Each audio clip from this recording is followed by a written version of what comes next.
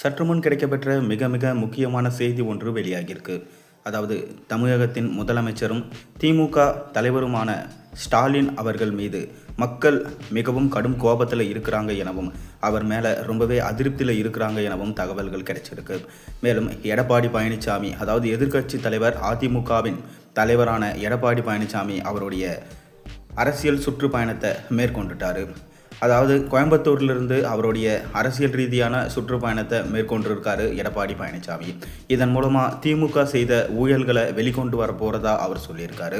மக்களிடம் திமுக செய்த ஊழல்களை என்னென்ன அப்படின்னு சொல்லி அவருடைய அரசியல் சுற்றுப்பயணத்தை மேற்கொள்ள போகிறாராம். மேலும் திமுக ஆட்சி காலத்தில் செய்த ஊழல்கள் அனைத்தும் கோபாலபுரத்தில் இருக்கும் அவருடைய குடும்பத்திற்கு மட்டும்தான் நன்மையாக அமைந்திருக்கு எனவும் மக்களுக்கு எந்த விதத்திலையும் அது பயன் தரவில்லை எனவும் எதிர்க்கட்சி தலைவர் எடப்பாடி அவர்கள் சொல்லியிருக்காரு. மேலும் தமிழகத்தில் நடக்கும் ஊழல்கள் அனைத்தும் காவல்துறையின் கண்காணிப்பில் கீழே தான் நடக்கிறது எனவும் திமுகவில் நடக்கும் ஊழல்களும் காவல்துறையின் கண்காணிப்பில் கீழே தான் நடக்குது. ஆனால் அவங்கள எதுவுமே அவங்க பண்ணுறது கிடையாது. மேலும் அப்பாவியாக இருக்கிற நடுத்தர மக்கள் கிட்ட தான் அவங்களுடைய வன்மத்தை கொட்டுறாங்க காவல்துறையினர் என்றும் எடப்பாடி பழனிசாமி அவர்கள் வெளிச்சம் போட்டு காட்டியிருக்காரு. மேலும் திமுக தலைவர் ஸ்டாலின் அவர்கள் 2021 நடைபெற்ற சட்டமன்ற தேர்தலில் 525க்கு மேலே வாக்குறுதிகளை கொடுத்திருந்தார். ஆனால் அதில் 20% கூட மக்களுக்கு அந்த சொன்ன வாக்குறுதிகளில் அவர் நிறைவேற்றவில்லை எனவும் எடப்பாடி பழனிசாமி அவர்கள் சொல்லியிருக்காரு.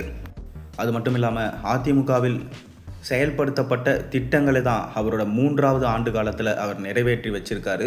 அதுலேயும் நாங்கள் தொடக்கி வச்சதில் 20% கூட அவர் செய்யலை. அப்படி செஞ்சதை அவர் செஞ்சதாகவே அவர் சொன்ன வாக்குறுதிகளாகவே அவர் மாற்றிக்கிட்டாரு. ஏன்னா இப்போ எடப்பாடி பழனிசாமி தொடர்ந்து பார்த்திங்கன்னா அவருடைய அரசியல் சுற்றுப்பயணத்தில் மக்களிடம் இதை சொல்லி தான் அவர் திமுக ஆட்சியை விளக்க வேண்டும், இனியும் திமுக ஆட்சியை நம்பாதீங்க, அவங்க செய்கிறது என தொடர்ந்து வலியுறுத்திட்டு வராரு எடப்பாடி பழனிசாமி. மேலும் ஸ்டாலின் அவர்கள் ஒரு முறை தான் அவருடைய பதவியில் இருக்க முடியும்.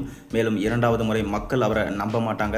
கண்டிப்பாக இந்த முறை திமுகவுக்கு ஓட்டு கிடையாது எனவும் அவருடைய பேரன், மகன் மற்றும் கூட இருக்கிற நிர்வாகிகள் அனைவருக்கும் நிச்சயமாக கூண்டோடு அவங்க அரசியலிருந்து விலக போகிறாங்க.